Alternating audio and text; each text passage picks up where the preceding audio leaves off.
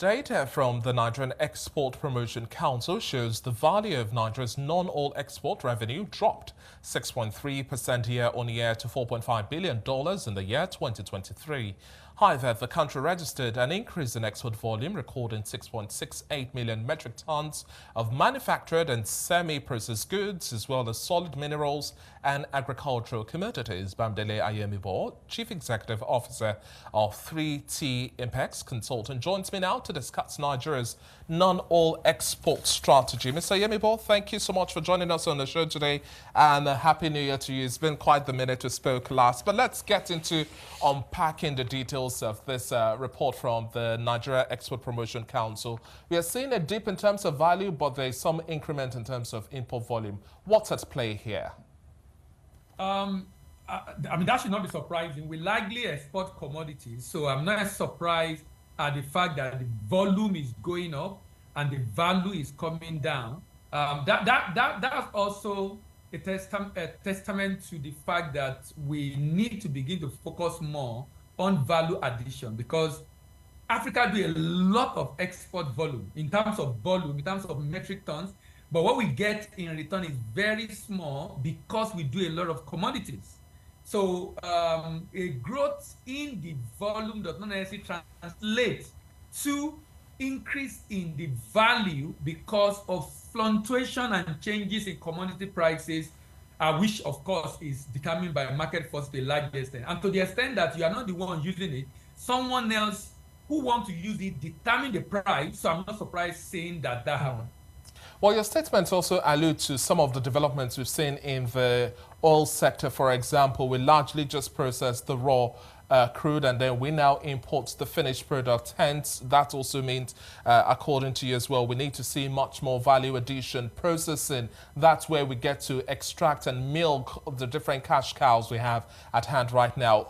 But let's look at the list of products from semi-processed to manufactured and a whole lot more. About 273 items we have here. The regulars, cashew, and much more. How do we expand these nets, especially within the realms of reducing the volume of exporter rejects? No, I think it's commendable. I must commend NEPC for this. The report from NEPC for 2022 was 214. In 2023, it was 273. So for me, it's commendable that we are increasing the different possible export items. However, it's also important we look at the trend in the sector. The trend shows that there are more volume. Okay, world trade in goods is about 24.5 trillion. Services is about 6-point-something trillion. So about 30 trillion trade in the world. Now, $24.5 trillion. But more than half of it is intermediate product. Intermediate. About 25 raw commodities, about 25 finished goods, as in consumer goods.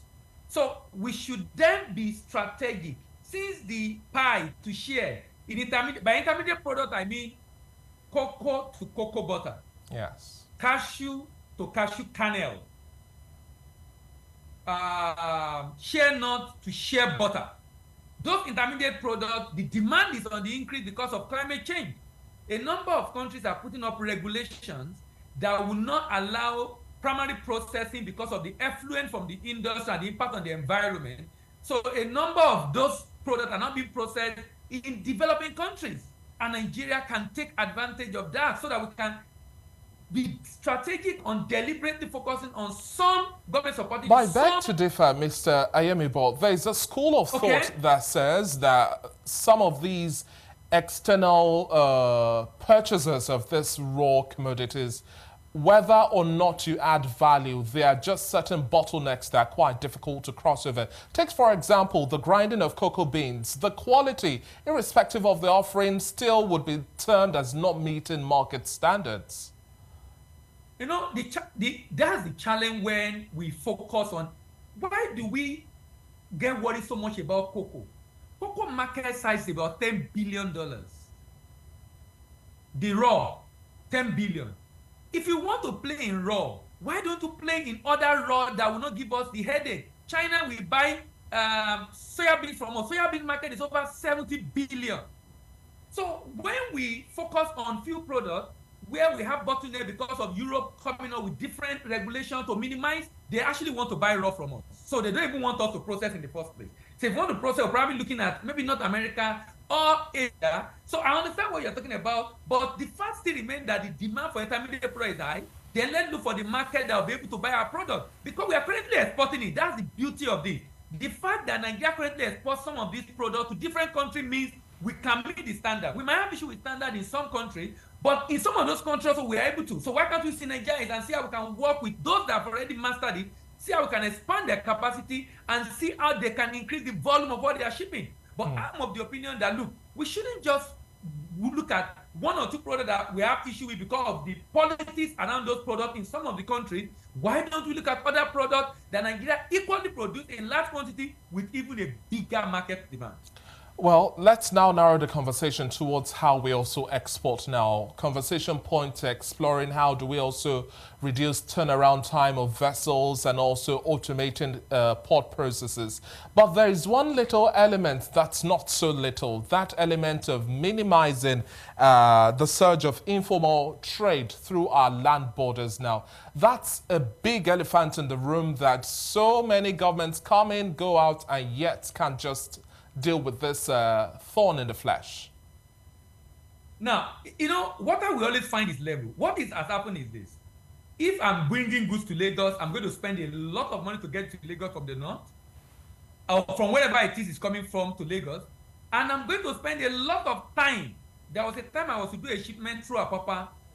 I spent clearing that good customer has become very efficient, was done in few days, by maybe 2 or 3 days.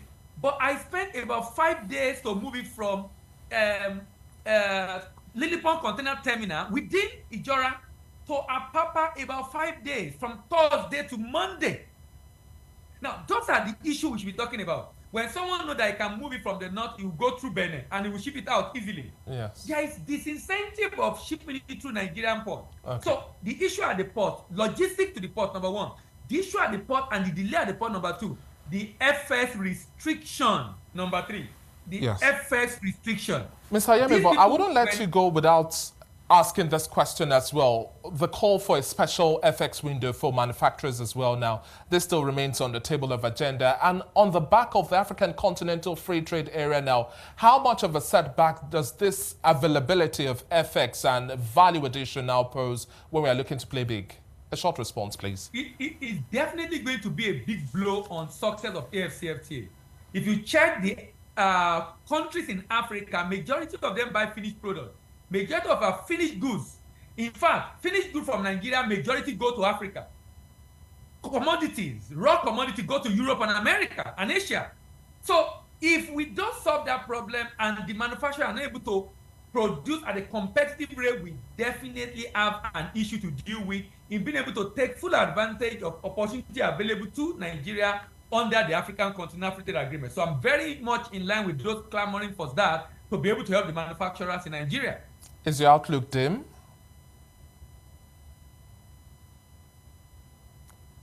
Well, Mr. Ayemi, thank you so much for your time on the show today. We'll have to leave the conversation here for now. That was Bamidele Ayemi, the Chief Executive Officer of 3T Impex Consulting.